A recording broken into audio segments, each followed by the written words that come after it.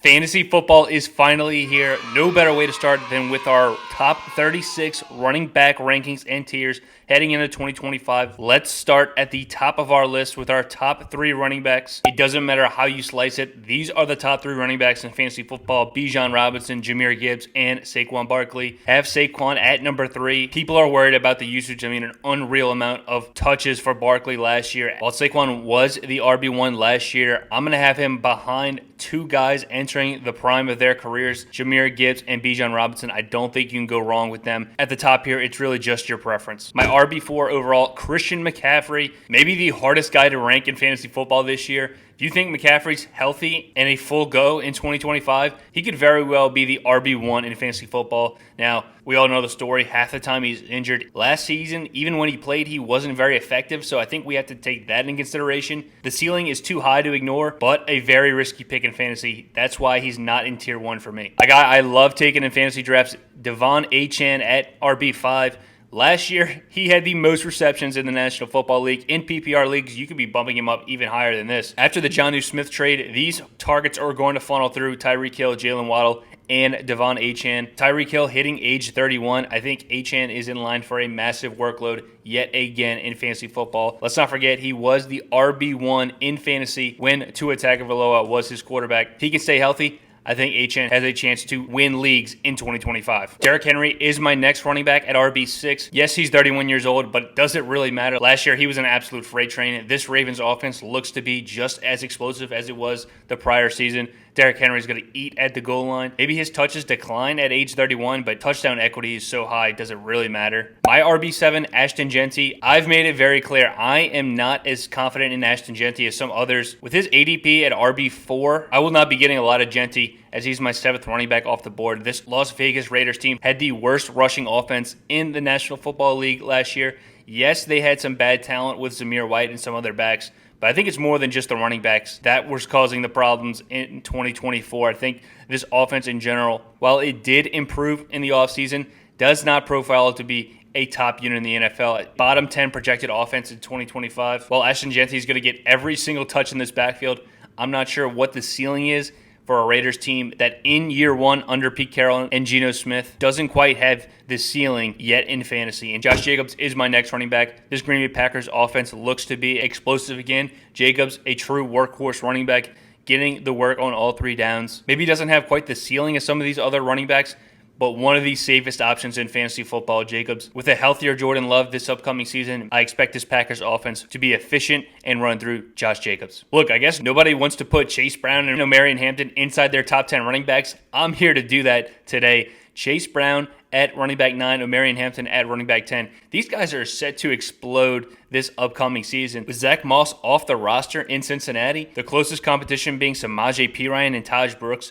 Chase Brown is due to repeat his production at the end of last year, which we saw him on the field for 80 to 90% of the snaps in Cincinnati. This Bengals offense we know is electric, and with Chase Brown being so involved in the passing game, you can't really game script him out.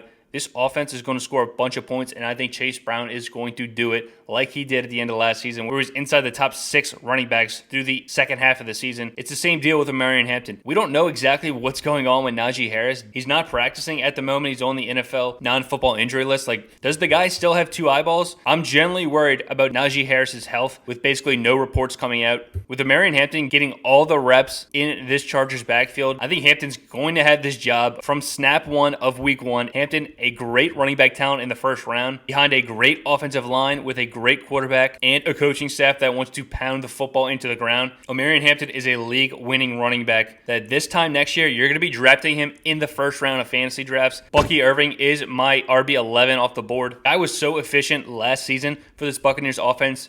That was one of the top units in the league. They do lose their offensive coordinator, Liam Cohen, to Jacksonville, but this offense is going to be very similar to what they ran last year. I expect Bucky to take a majority of the snaps in this backfield as he was getting nearly every touch in the playoff game. While Rachaad White's going to have a role on this team, Bucky Irving's going to get the productive touches in this offense. Jonathan Taylor is my RB12. I am worried about this Colts offense. Anthony Richardson is projected to be the starter from early reports from training camp. It sounds like Richardson has improved over Daniel Jones, and I think if Richardson's the starting quarterback for Jonathan Taylor, that is going to hurt him in the red zone Richardson's going to steal a bunch of those goal line touchdowns. And we know Anthony Richardson is not checking down to the running back position, and Jonathan Taylor doesn't catch passes as it is. I'm worried about this Colts offense, especially with Anthony Richardson at quarterback. I think he's going to eat up a bulk of the production on the ground. And what does that leave Jonathan Taylor with? I'm worried about him, but still at my RB12 slot, given the pure talent and opportunity he's going to have in this Colts backfield. Kyren Williams is going to be right after Jonathan Taylor. He's had the highest snap share at the running back position over the last couple of seasons.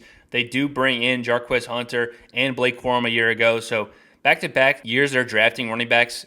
I think if the volume comes down for Kyren, you could see a drop in production, but in one of the best offenses and still getting a lion's share of the touches. Can't go wrong with Kyren Williams. My 14th running back is James Cook. It's no secret the touchdown production for James Cook is due to regress from what he did last year, scoring 18 touchdowns, where the previous 2 seasons he had been scoring 3 and 5 touchdowns respectively. I expect this number to land somewhere in the middle, probably around 8 to 10 touchdowns for James Cook. If he's starting in week 1, I still think in a great offense, he's going to have some highly productive touches. Alvin Kamara is my next running back. We've seen this guy be a top 12 running back pretty much every season of his career. Last year, he finishes RB6. Even in a bad Saints offense, Alvin Kamara is going to get every touch out of that backfield.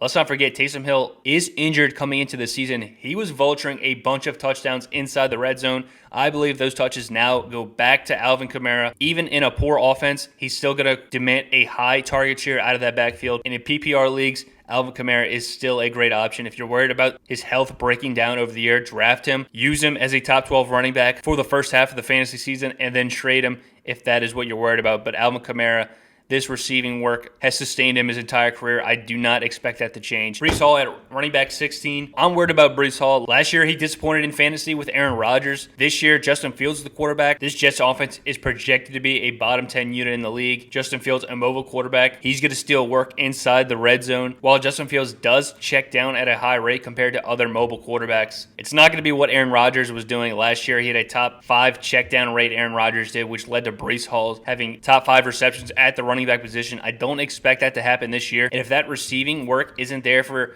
Breece Hall, even though he's such a talented running back, I don't know if the ceiling is going to be there for him in New York, especially with Braylon Allen getting so much love out of training camp. Braylon Allen, a beefy back, gets the goal line work shared with Justin Fields. Breece Hall could be a disappointing pick yet again in fantasy. That's why he's at my RB16. My next 2 running backs, Chuba Hubbard and Kenneth Walker. I go back and forth with these guys inside this tier, but the offensive line in Seattle scares me. An entirely new offense. Sam Darnold at cornerback. DK Metcalf, Tyler Lockett, obviously no longer in town. They bring in Cooper Kupp. We don't exactly know what we're getting in Seattle, whereas in Carolina, we know they have a dominant offensive line. If Bryce Young looks like he did at the end of last year, now they bring in Tedero and McMillan. This offense could be much improved. I'd rather have the running back in Carolina than Seattle with a bad offensive line and some question marks coming into this offense for this upcoming season. Next 3 running backs are all veteran backs. James Conner, Isaiah Pacheco, and DeAndre Swift. James Conner, yes, he's 30 years old. Yes, he has injury concerns, but this Arizona Cardinals offense is one of the best rushing attacks in the league. If you're scared about James Conner getting injured, just draft Trey Benson with the last pick of your draft and sub him in for Conner in the weeks that he misses. But when Conner is healthy, he's going to be a borderline top 15 running back each and every week behind this Arizona offense. Isaiah Pacheco, he's one of the riskier options in fantasy. The Chiefs offense could be back to their explosive ways this upcoming season with all the returning pieces they have. Rashee Rice, Travis Kelce, Hollywood Brown, Xavier Worthy, and Pacheco out of that backfield. If this team all comes back together healthy, they could be explosive, and I'll take the running back in Pacheco. Hopefully he's had more time to heal from that injury. He looks better than what he did at the end of last season because it did not look good there. But in a potentially explosive offense, I have to take the risk on Pacheco, where he was a top 15 back when healthy prior to this injury. And DeAndre Swift at running back 21. He's never finished below running back 24 on a points per game basis. Last year, they were the worst offense in the National Football League. Now they have Ben Johnson. We expect Caleb Williams to be somewhat improved heading into year 2.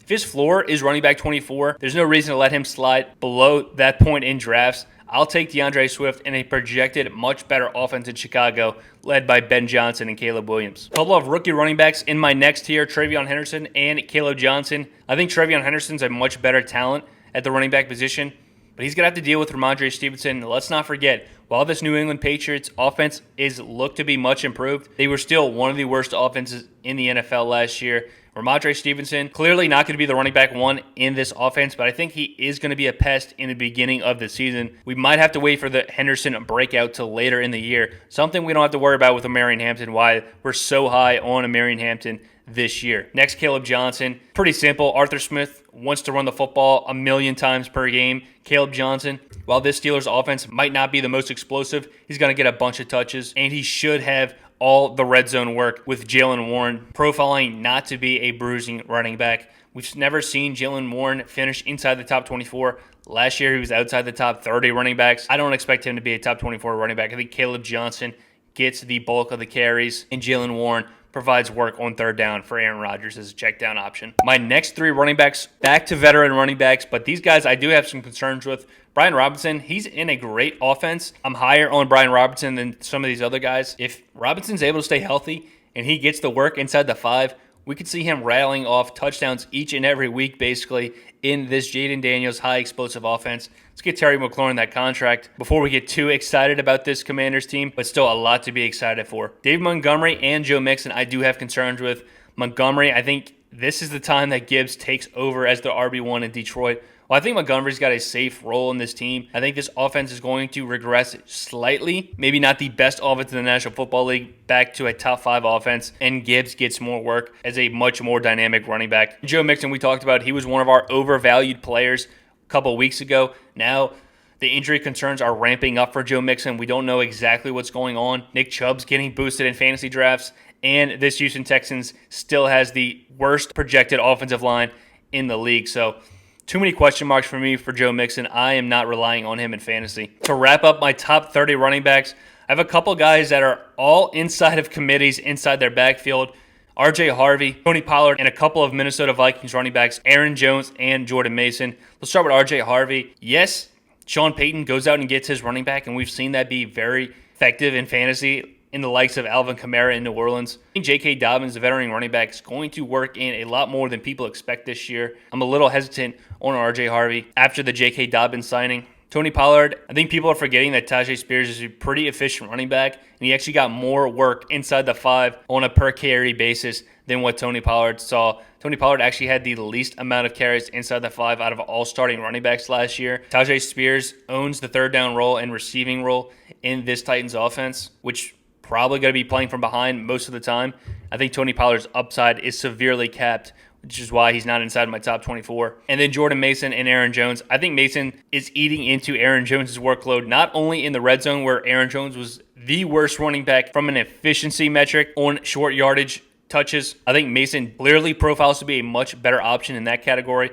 But I think all the talk coming out of Minnesota is that Mason is going to play a massive role in this backfield. For an aging running back in Aaron Jones, I do have concerns there. I could potentially flip these running backs by the start of week 1. But as it currently sits, I believe Mason's a much better value in fantasy drafts. To cap off my top 36 running backs, we have a list of 6 guys. But at the top, we have Tyrone Tracy. I believe he's the running back to own in New York. Cam Scatterbo was electric in college, but falling as far as he did in the NFL draft does give me a reason for concern. I don't really want to take either of these running backs from New York. I don't exactly know how this backfield's going to play out, but if I had to give someone an edge, it probably would be Tyrone Tracy, the vet, at this point. But if Tracy continues his fumbling problems that we saw from last year, I think he could have a very short leash in New York. Javonte Williams will be my 32nd running back. We don't really know if Javonte Williams is even the starting running back in Dallas as of yet. Miles Sanders has been looking good in training camp, but he does suffer a knee injury. Doesn't look too serious, but that's enough to give me hope that Javonte Williams can be a top 24 running back. We saw Rico Dowdle finish as a top 24 running back last year for this Dallas team that lost Dak Prescott to injury. So whoever emerges as the running back 1 in Dallas, they clearly have top 24 upside, and I love taking a stab on them late in drafts. Jaylen Warren will be my next running back. I don't think he has league-winning potential by any means, but Aaron Rodgers does love to check the ball down, the second highest check down rate in the National Football League. And I think these check downs are going to go to Jaylen Warren in the passing game. Could be a PPR cheat code this year, while Caleb Johnson handles all of the work on the goal line. A couple of Jag running backs next, Travis Etienne and Tank Bigsby. Who knows what Liam Cohen is going to do in this Jaguars backfield. But this Jacksonville offense, led by Trevor Lawrence, with Travis Hunter and Brian Thomas Jr. on the outside, there could be fireworks for this Jags offense. And if Tank Bigsby or Travis Etienne, it emerges the RB1. I think you're getting a great value on them. Figuring out who's going to be that RB1 is the problem here. And to round out my top 36 running backs, Quinshon Judkins. Not much to say here. We don't exactly know if he's going to play, how long he's going to get suspended. Hasn't even signed his rookie contract yet. This Browns offense doesn't look to be very good, but Quinshon Judkins, such a talented running back. If he can get on the field in 2025, I think he does have top 24 upside on a per-week basis. We just don't exactly know or if that is going to happen. That's going to round out my top 36 running backs in fantasy football 2025. Let me know how you would arrange this. Who do I have way too high on this list, and who am I sleeping on? Let me know in the comment section. Hit that like button and subscribe if you want to see more fantasy football content. That's going to do it here. Appreciate you guys watching. We'll see you guys next time with another episode of the Fantasy Birds.